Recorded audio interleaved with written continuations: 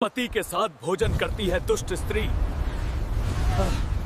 इसकी बहुत बड़ी सजा मिलेगी तुझे।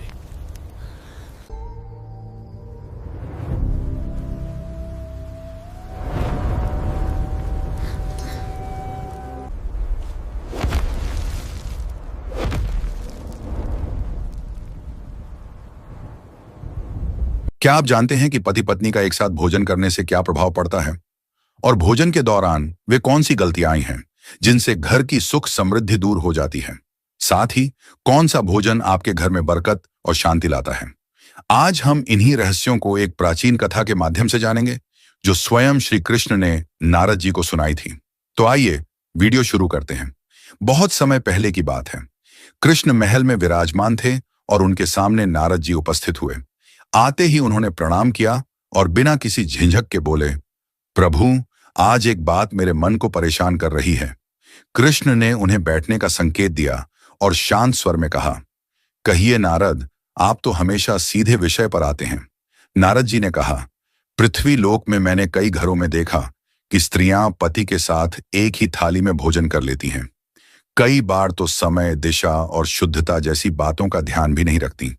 कुछ तो पति से पहले ही खाने बैठ जाती हैं। मुझे समझ नहीं आ रहा कि यह ठीक है या गलत। कृष्ण ने हल्की मुस्कान के साथ कहा, नारद, भोजन की मर्यादा बहुत सूक्ष्म विषय है। इसे साधारण बात समझना ही सबसे बड़ी भूल है। नारद ने तुरंत पूछा, तो फिर इसका सही उत्तर क्या है प्रभु?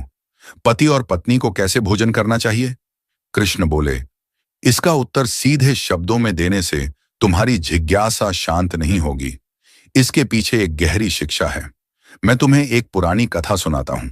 बहुत समय पहले एक नगर में एक सेठ रहता था, पर उससे ज्यादा उसके सौम्य स्वभाव और धर्मपरायण जीवन के लिए सम्मान करते थे। वह किसी पर तेज नहीं उठाता था, हर बात सोच समझकर करता था और व्यापार में उसकी बुद्धि इतनी साफ थी कि लोग उसके सुझाव को अंतिम मान लेते थे। उसकी पत्नी भी उसी के समान सरल, विनम्र और धर्मपालक थी। वह हर दिन ब्रह्म मुहूर्त में उठती, घर का वातावरण शांति से भर देती, भगवान का स्मरण करती और उसके बाद ही किसी अन्य काम को हाथ लगाती। नगर की स्त्रियां उसे आदर्श मानती थीं और उसके आचरण को देखकर अपने घरों में भी व्यवस्था बनाती थीं। उनके घर में कभी धन की कमी नहीं हुई, कभी कलह नहीं हुई। चाहे कैसी भी परिस्थिति बाहर हो, भीतर का माहौल हमेशा संतुलित और शांत रहता था। ऐसा माना जाता था कि सेठ और उसकी पत्नी दोनों भगवान विष्णु के सच्चे भक्त थे और उनकी भक्ति ही उनके परिवार की मजबूती का आधार थी। लोग कहते थे कि जिस घर में सुबह से शाम तक नियम और मर्यादा का पालन हो, वहां लक्ष्मी का वास स्वयं हो जाता है। यही कारण था कि उस घर में सुख, समृद्धि और खुशहाली हर समय विद्यमान रहती थी। लेकिन इस बड़े सौभाग्य के बीच एक कमी थी और वह थी संतान का अभाव। दोनों मन में पुत्र की इच्छा रखते थे, पर चाह कर भी यह सुख उन्हें नहीं मिला था। समय बीतता गया, वर्षों बीत गए, पर संतान का सुख दूर ही रहा। लोग कहते थे कि इतना पुण्य करने वाला दंपत्ति यदि संतान से वंचित रह जाए तो अवश्य ही इसका रहस्य किसी गहरे कर्म में है। पर सेठ और उसकी पत्नी कभी किसी से शिकायत नहीं करते थे। वे अपने कर्म करते रहे और भीतर से विश्वास रखते थे कि जब समय होगा तब भगवान कृपा करेंगे। पत्नी रोज तुलसी को जल अर्पित करती, भूखों को भोजन कराती, घर आए अतिथि का स्वागत करती और किसी भी कार्य को बिना शुद्धता के हाथ नहीं लगाती। सेठ भी हर निर्णय से पहले धर्म को ध्यान में रखता, चाहे व्यापार का मामला हो या किसी गरीब की मदद का। दोनों अपने जीवन को ईश्वर समर्पण मानकर आगे बढ़ते रहे। धीरे धीरे नगर में उनके नाम की प्रतिष्ठा बढ़ती गई, क्योंकि लोग उनके घर को आदर्श गृहस्थ जीवन का उदाहरण मानते थे। एक दिन पत्नी ने मन ही मन सोचा कि शायद भगवान मेरी परीक्षा ले रहे हैं, इसलिए मैं और अधिक नियम पूर्वक जीवन जीऊंगी। भगवान विष्णु ने अंततः उनकी तपस्या और धर्म पालन से प्रसन्न होकर उन्हें संतान का आशीर्वाद देने का निश्चय किया। एक शुभ दिन उनके घर पुत्र का जन्म हुआ और पूरा नगर खुशी से भर गया। जिस घर में वर्षों तक एक खालीपन था, वह अचानक उल्लास से भर उठा। सेठ की पत्नी ने पुत्र को देखकर आंसू बहाए, पर वे आंसू दुख के नहीं बल्कि उस पूर्णता के थे जिसका इंतजार उसने कई वर्षों तक किया था। सेठ ने भी अपने पुत्र के जन्म को ईश्वर की कृपा माना और पहले दिन से ही प्रण किया कि वह उसे ऐसा संस्कारी और विवेकी बनाएगा कि वह आगे चलकर समाज के लिए उदाहरण बने। बच्चा बड़ा हुआ, उसकी बुद्धि तीव्र थी और उसके स्वभाव में माता पिता दोनों की झलक साफ दिखाई देती थी। बच्चे के 7 वर्ष का होते ही सेठ ने निश्चय किया कि उसे उचित शिक्षा के लिए आश्रम भेजा जाए, ताकि वह शास्त्र, नीति, विनम्रता और व्यवहार सब कुछ सीख सके। इसलिए सेठ ने अपने बेटे को एक आश्रम में गुरु के पास भेज दिया। वहां रहकर सेठ का लड़का शिक्षा ग्रहण करने लगा। सालों की शिक्षा के बाद लड़का एक तेजस्वी युवक बनकर घर लौटा। उसका चेहरा तेज से भरा था, आवाज स्थिर थी और बातों में स्पष्टता थी। पिता उसे देखकर गर्व से भर गया और मां उसे गले लगाकर अपनी तपस्या का फल महसूस करने लगी। उसके लौटने के कुछ ही समय बाद सेठ ने उसके विवाह का विचार किया और एक सुशील, संस्कारी कुल की लड़की का चयन कर लिया। पूरे नगर में शादी की चर्चा फैल गई और विवाह बड़े धूमधाम से संपन्न हुआ। बहू घर आई, घर वालों ने उसे सम्मान दिया और गृहस्थ जीवन की जिम्मेदारियां सौंप दी। बहू के आने के बाद कुछ दिनों तक घर वातावरण हल्का और सुखद बना रहा। सास ने उसे हर बात धीरे धीरे सिखानी शुरू की और बहू भी हाँ में हाँ मिलाती रहती। लेकिन जैसे ही विवाह के शुरुआती दिन बीते, उसका अपना स्वभाव उभरने लगा। वह घर में प्रचलित नियमों को गंभीरता से नहीं लेती थी। सुबह उठने का समय अनियमित होने लगा, जबकि इस घर में ब्रह्म मुहूर्त का बड़ा महत्व था। सास उसे समझाती कि यह समय देवताओं का होता है और इस समय उठने से मन, शरीर और घर तीनों को शांति मिलती है। लेकिन बहू इसे आधुनिकता के हिसाब से बेकार की पाबंदी समझती। उसे लगता कि जब मन हो तब उठना ही ठीक है। धीरे धीरे उसकी आदतें बदलने लगीं और उसके साथ ही घर की दिनचर्या भी डगमगाने लगी।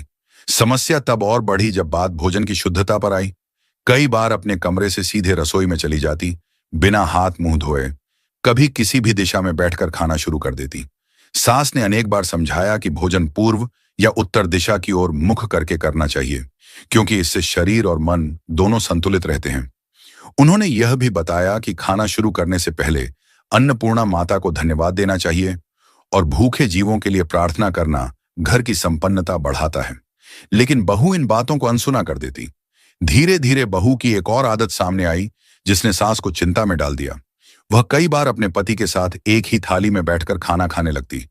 कभी वह पति से पहले खाना शुरू कर देती।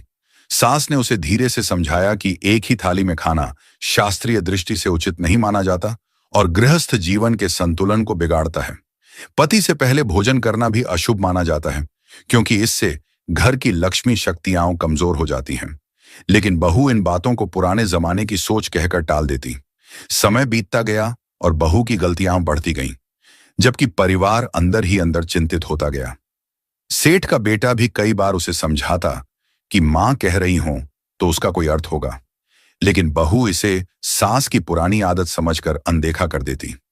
धीरे धीरे बेटा भी असमंजस में पड़ गया। एक ओर मां की चिंता, दूसरी ओर पत्नी की नाराजगी। धीरे धीरे घर की शांति डगमगाने लगी। पहले जहां सुबह तुलसी चौरे से घंटी की मधुर ध्वनि आती थी, वहां अब बहू की उदासीनता ने एक अजीब सी चुप्पी पैदा कर दी। घर में मौजूद सकारात्मक ऊर्जा धीरे धीरे कम होने लगी।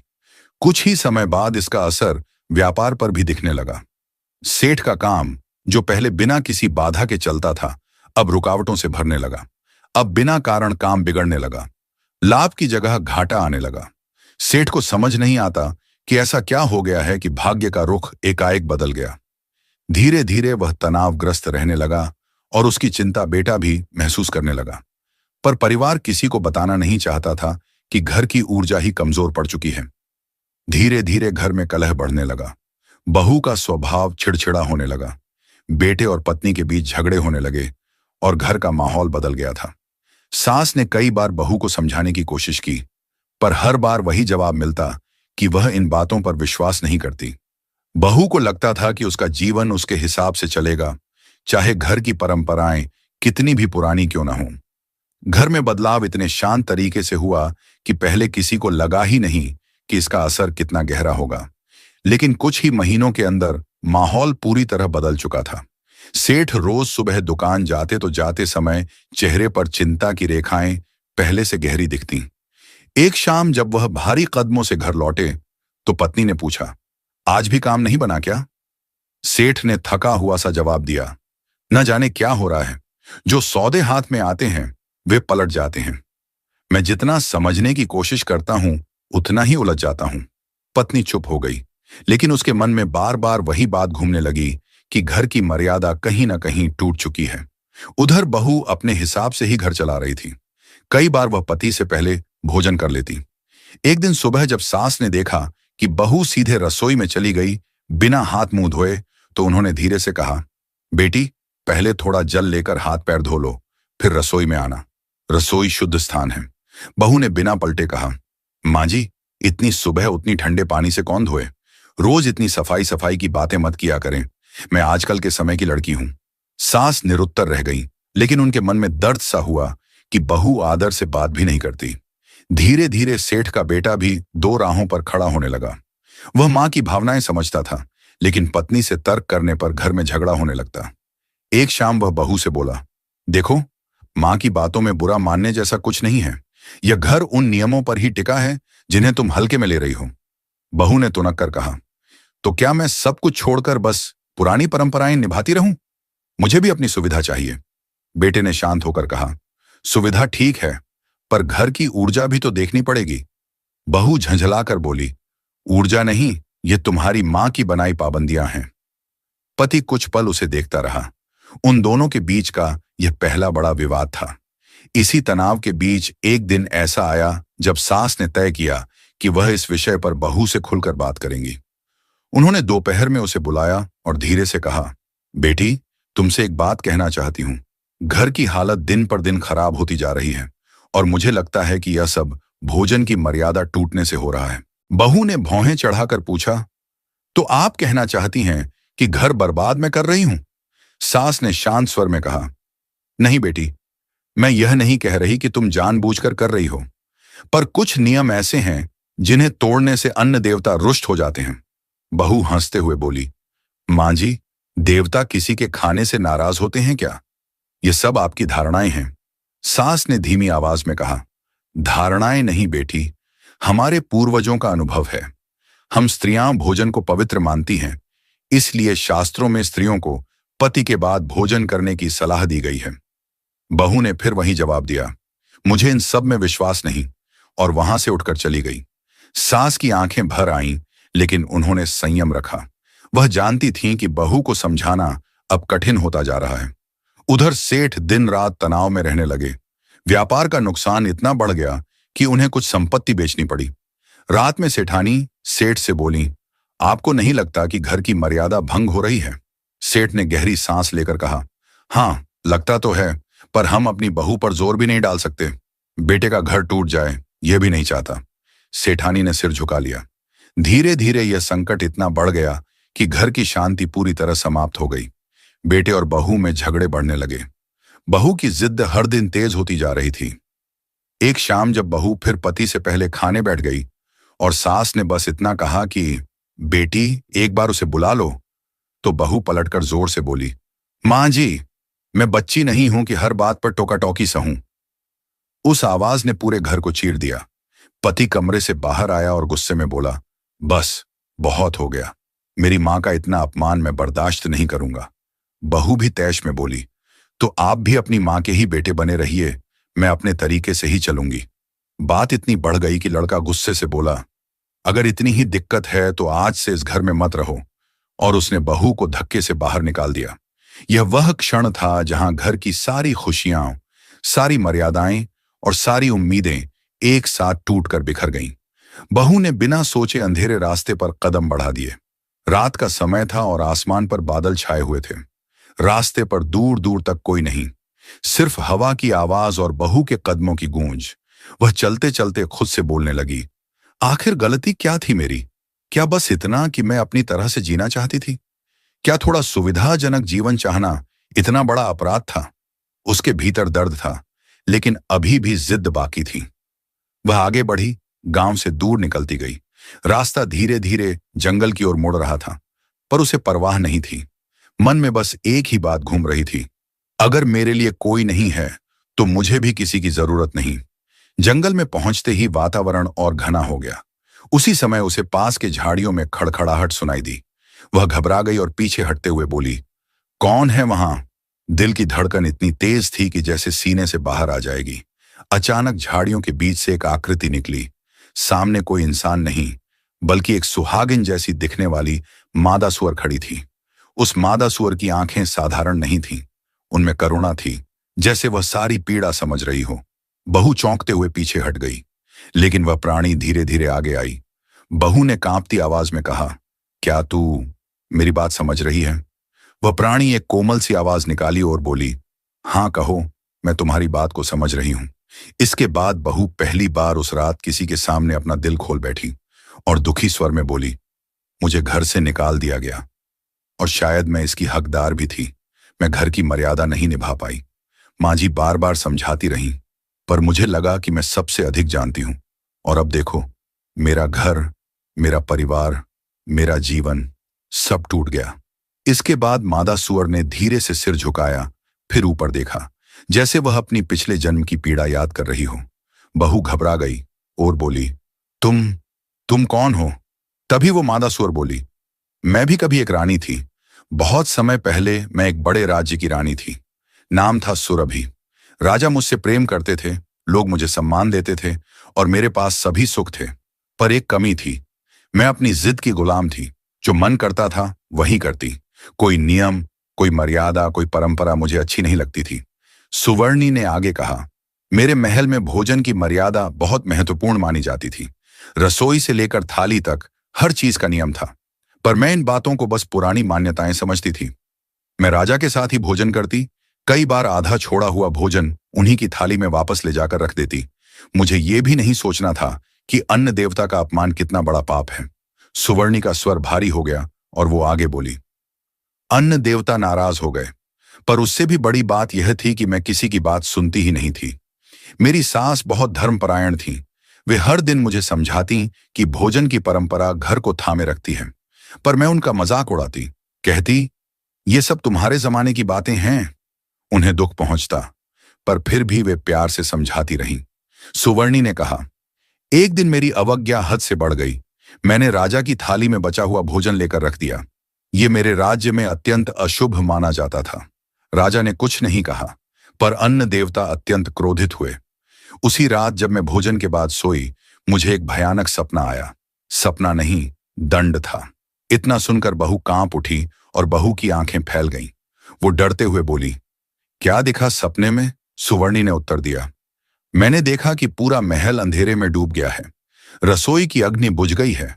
अन्न देवता के विशाल रूप ने मुझे देखा और कहा, जो स्त्री अन्न की अवमानना करती है, जो भोजन की पवित्रता तोड़ती है, जो पति की थाली का सम्मान नहीं करती, वह अगले जन्म में उसी स्थिति में जन्म लेती है जहां भोजन की पवित्रता का कोई अर्थ नहीं, जहां वासना, गंदगी और अपमान ही जीवन बन जाते हैं।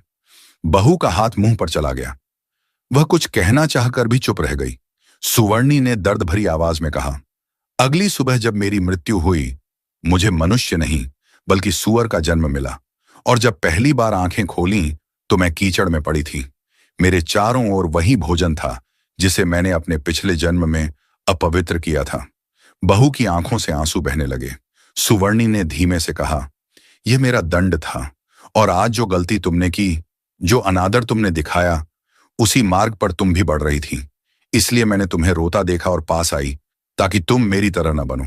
बहू ने भारी आवाज में कहा, मैं सच में बदल जाऊंगी।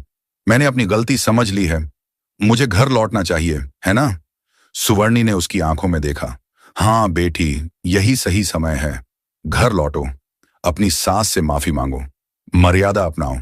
परिवार नियमों से नहीं, भाव से चलता है, लेकिन जब भाव मिट जाए और अभिमान बढ़ जाए तो हर रिश्ता टूट जाता है। बहू ने सिर झुकाकर कहा, क्या मेरे घर वाले मुझे स्वीकार करेंगे? सुवर्णी ने कोमल स्वर में कहा, अगर पश्चाताप सच्चा हो तो हर द्वार खुल जाता है। बहू ने आंसू पोंछे उठकर सीधी खड़ी हुई। उसने अंतिम बार सुवर्णी की ओर देखा और बोला, तुम्हारी कहानी ने मुझे बदल दिया। मैं अब लौटकर सब ठीक करूंगी। सुवर्णी ने बस अपना सिर झुकाकर आशीर्वाद जैसा संकेत दिया। बहू जंगल से बाहर निकल गई। जंगल से बाहर निकलते समय बहू को लग रहा था कि उसके पैर जमीन पर नहीं, पछतावे पर चल रहे हैं। रास्ता वहीं था, पेड़ वहीं, हवा वहीं, लेकिन उसके अंदर सब बदल चुका था। रात लगभग बीत चुकी थी। दूर से अपने घर का आंगन दिखने लगा। घर की मशालें धीमी लौ में जल रही थीं, जैसे पूरा घर थक गया हो।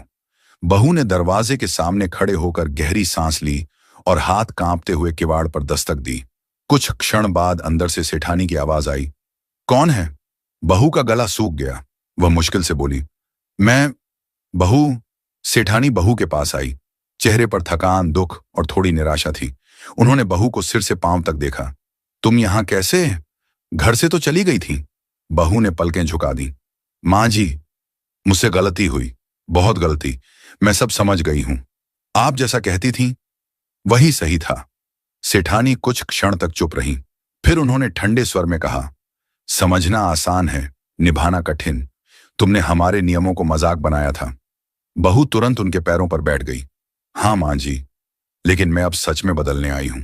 इस बार मैं बस सुनने आई हूं, समझने आई हूं, सीखने आई हूं। सेठानी चौंक गई। ये वही बहू थी जो हर बात पर तर्क देती थी, हर नियम को चुनौती देती थी। उन्होंने पूछा, यह बदला हुआ स्वर कैसे आया?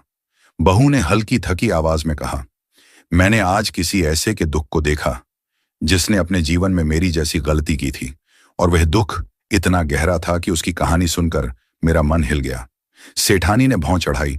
कौन था वो? बहू ने धीमे स्वर में कहा, एक स्त्री जिसे आज सूअर का जन्म मिला है, सिर्फ इसलिए कि उसने भोजन की पवित्रता तोड़ी, मर्यादा तोड़ी और अपने रिश्तों की इज्जत नहीं रखी। कुछ क्षण तक वातावरण बिल्कुल शांत रहा। फिर अचानक भीतर से सेठ बाहर आए। उन्होंने कठोर स्वर में पूछा, तुम वापस क्यों आई हो? हमारे बेटे को तुमने दुख दिया, घर का नियम बिगाड़ा, और अब रात के सन्नाटे में लौट आई। बहू रोते हुए बोली, क्योंकि अब मैं भागना नहीं चाहती। मैं गलत थी। मेरे अभिमान ने मुझे अंधा कर दिया था। अगर आज भी आप कहें तो मैं अभी इसी समय लौट जाऊं, लेकिन पहले मेरी बात सुन लीजिए।